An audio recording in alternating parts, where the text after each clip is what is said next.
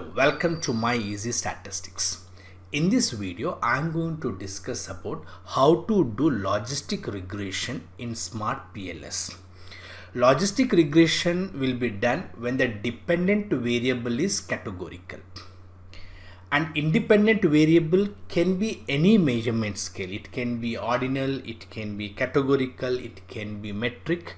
There is no conditions on independent variable. But coming to dependent variable, if the dependent variable is categorical, then we are going to do logistic regression. Within this logistic regression, if the dependent variable is a dichotomous, then we are going to do binary logistic regression. If the dependent variable is ordinal, we are going to do ordinal logistic regression. And if the dependent variable is having more than 2 levels, then we are going to do multinomial logistic regression. Okay, before doing the analysis or drawing the model, let me discuss about the case or the database which you are going to use in the analysis. This is an example of sleeping problem. We have totally 392 respondents. Data is given here. We have total 5 variables are there. In this, the first variable is a dependent variable which is related to sleeping problem. Okay, 0 represents the respondent have no sleeping problem, means they don't have any sleeping problem, and if it is scored as 1, it means they have a sleeping problem. So this is a dependent variable, and this dependent variable is a dichotomous, so we are going to have binary logistic regression in this case. And we have 4 independent variables. In this, the first one is age. This is the number of years the respondent's age calculated. Second one is a gender, male and female. 1 is called as male, 0 as female. And the third one is self-concept. Self-concept is the individual's belief about themselves.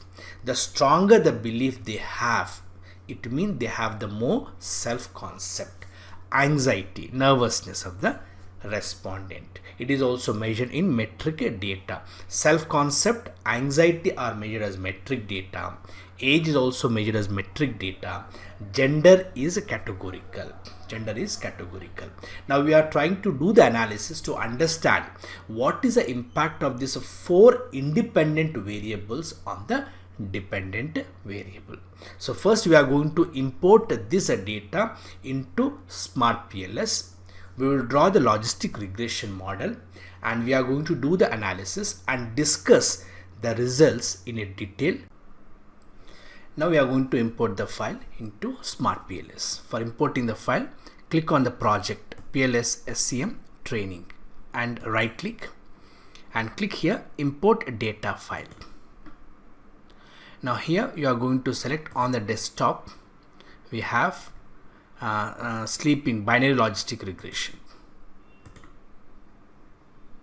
Now here these are the variables. Okay, sleeping problem, it's a binary logistic regression here. So the dependent variable is binary, and independent variables, age is metric, gender is binary, self-concept metric, anxiety score is also metric.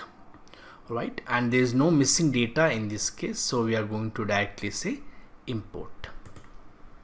Once we click import, now we are into the data set. Okay, you can see the indicators. If you click here, we are going to see the correlation between the variables, and if you want to see the raw data, you can even see the raw data also. Okay, click back. Now we will create the model. For creating the model, again select this project PLS-SEM training. In this, click new regression model. Select new regression model. Now give the name for the model. We'll call it as logistic regression or binary logistic regression. Okay, save it. Now this is the model. Now what we need to do is we need to select the data set. Here select it, click this button data set and select sleep, that is binary logistic regression. Now in this, the first one is a dependent variable. Select the dependent variable, drag and drop in on the canvas. Okay, now this is a sleeping problem data. Now select all the 4 independent variables. Okay, select at once, drag and drop on the sleeping problem dependent variable. Now here, this is the dependent variable. Sleeping problem is a dependent variable. Age, anxiety, gender and self-concept are the independent variables. Okay, now we are going to start the analysis. Click on calculate. Once you select calculate, system will ask about the type of analysis you want to do. This is a linear regression. Already we discussed in the previous video. And this is a logistic regression. Click on logistic regression. Now system is going to ask different type of information. Test type, two tail, significant level 0.05, maximum iteration 1000. All these things is okay. These are default things. Click on start calculation. Now the analysis is done. Now these are the values. Okay, now this model, you can see this is McFadden R square value is given, so we will make it as anything you can take. These are all square or R square values. Neglicheric R square is generally seen. Independent variable coefficient, saying this is unstandardized coefficient values. If you click here, you will have coefficient value, unstandardized coefficient and p value. You can see this is the unstandardized value, within the bracket p value, and if the p value is more than 0.05, it is not significantly impacting. So directly from this model itself, we can say that age is not impacting sleeping problem, whereas anxiety score and self concept, these two are impacting because the p value is less than 0.05, whereas age and gender is not impacting. But we will discuss in detail all the results. First we will go for coefficients. Here in the left side we have coefficients. Now when I select coefficients, you can see this a table related to coefficients. Now we will discuss each independent variable, how much impact it is doing on the dependent variable, that is sleeping problem. First we will start with age. The coefficient of age is 0.0008. Okay, this is a value which is not significant, and the z value, you can see it is 0.476 and p value is 0.634. This p value, you can see it is colored in red color. So red color means it is more than 0.05, which is not significant. It means that the age is not significantly impacting the sleeping problem. Means irrespective of age, sleeping problem has nothing to do with the age. Next is anxiety score. In this anxiety score, the coefficient value, this is unstandardized coefficient value, is 0.234. which is statistically significant at the 0.001 level. Z statistics is 7.093. This is 7.093. P value is 0.000, which is less than 0.05. This means that anxiety score is a significant predictor of sleeping problem. The exponential coefficient of anxiety score is 1.264. This is the exponential coefficient. Okay, which means that for every 1 unit increase in anxiety score, the odds of sleeping problem are 1.264 times greater. In the other words, people with high anxiety are more likely to have sleeping problem. The world statistics for anxiety score is 50.306, which is statistically significant at a 0.001 level also. The next is gender. You can see gender, the coefficient value is 0.078. If you see the p value is 0.824, which is more than 0.05. So gender is not significantly impacting sleeping problem. So we have nothing to do with the gender related to sleeping problem. And the fourth important independent variable is self-concept. Self-concept coefficient is minus 0.162, which is statistically significant at the 0.001. Okay, z-score is how much? Minus 8.603. P-value is 0.00. This means that self-concept is a significant predictor of sleeping problem. The exponential coefficient for self-concept is 0.851, which means that for every 1 unit increase in self-concept, the odds of sleeping problem are 0.851 times smaller. In other words, people with low self-concept are more likely to have sleeping problem. The Wald statistics for self-concept is 70.005. Okay, here also, since the p-value is less than 0.05, this is significant. In the conclusion, the independent variables that are significantly predicting sleeping problem are anxiety score and self-concept, whereas age and gender is not significantly impacting the sleeping problem. Now we will discuss a very important one, which is called as confusion matrix. Now you can see this prediction and probability.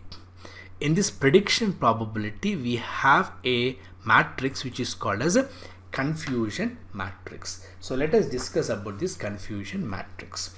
This logistic regression model was able to correctly predict whether or not a person has sleeping problem for 87.372% of the cases. This is relatively high accurate rate, suggesting that the model is a good predictor of a sleeping problem. The model was particularly good at predicting cases where the person did not have sleeping problem. Okay, the model correctly predicted that 85.981% of the people who did not have sleeping problem actually did not have sleeping problem.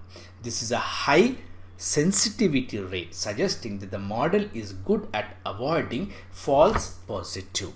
You can see sleeping problem 0 means there is no sleeping problem, and predicted value is also 0, means 184 members out of total 392 members are predicted as people who don't have sleeping problem, predicted as not having sleeping problem are 184. This comes to a percentage of something like 85.981%.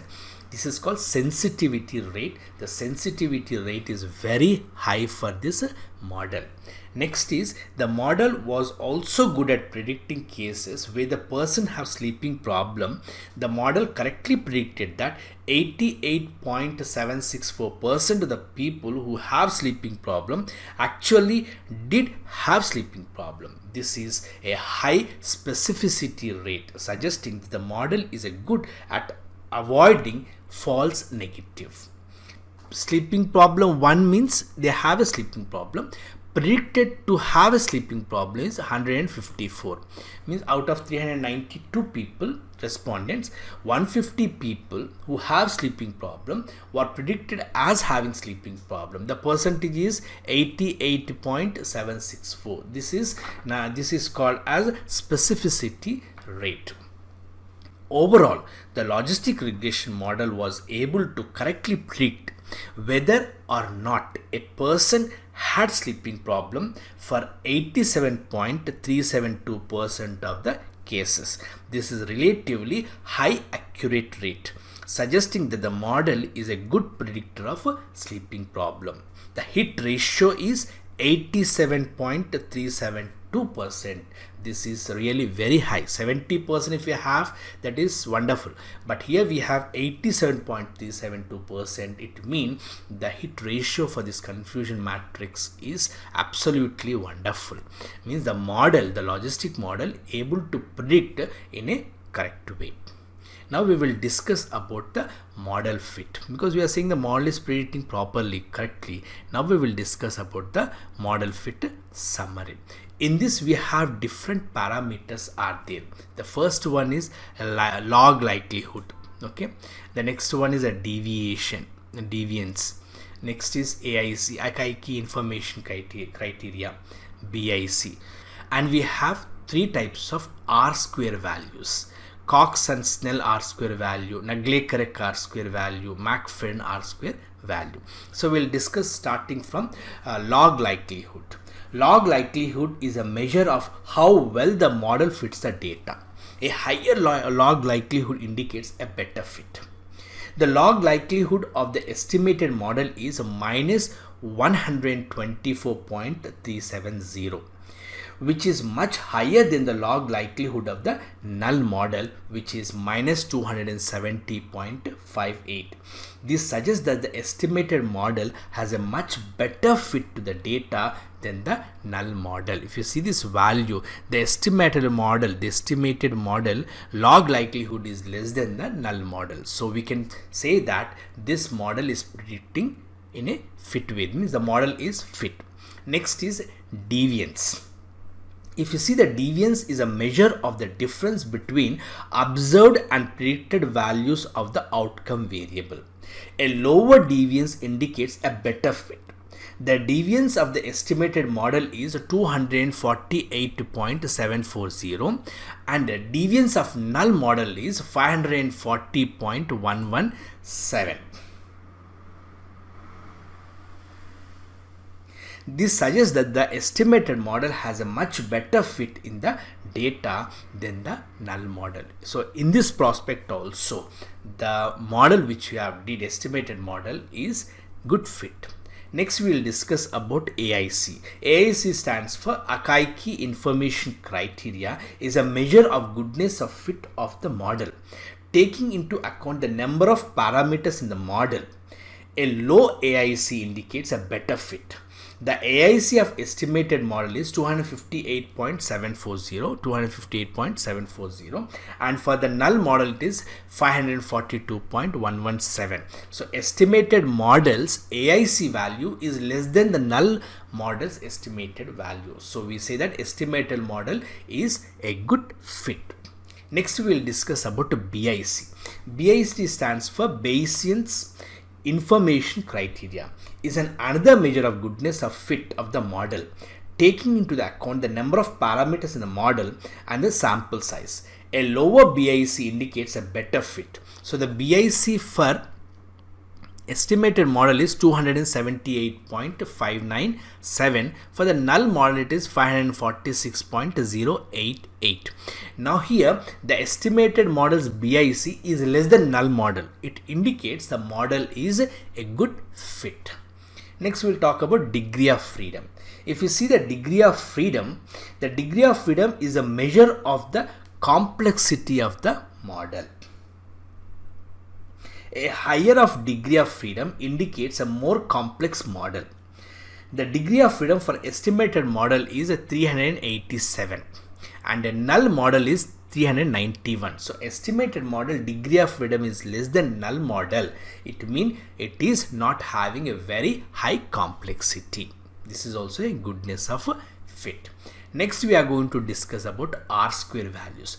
This Cox and Snell R square and Nagle-Kerek R square, McFadden, they are called as pseudo R square values, which is similar to the R square which we have discussed in linear regression. But these R squares are related to non-parametric analysis. So Cox and Snell R square, Nagle-Kerek R square and McFadden R square are non-parametric measures of the goodness of fit of the logistic regression models. The higher these values indicates a better fit. If you see Cox and Snell R square, it is 0.524. It means the independent variables are able to explain 52.4% of the variance on the dependent variable. And Nagle-Kerek R square, it is 0.701. It means the independent variables are able to explain 70.1% of the variance on the dependent variable. And the last one, McFadden, is 0.539. Means samely the independent variables are able to explain 53.9% on the dependent variable. In conclusion, the output result suggests that the estimated model is a significant improvement over the null model and has a good fit to the data. The estimated model is able to explain about 52% to 70% of the variance in the outcome variable, which is significant amount. The estimated model is also relatively simple with a low AIC and BIC values. This suggests that the estimated model is a good balance between fit and complexity. Now this is all about the fit summary for this logistic model, and even we have discussed about the confusion matrix, which is having a very high percentage of prediction, and we discuss about which variable is impacting. Self concept and anxiety both are impacting the sleeping problem.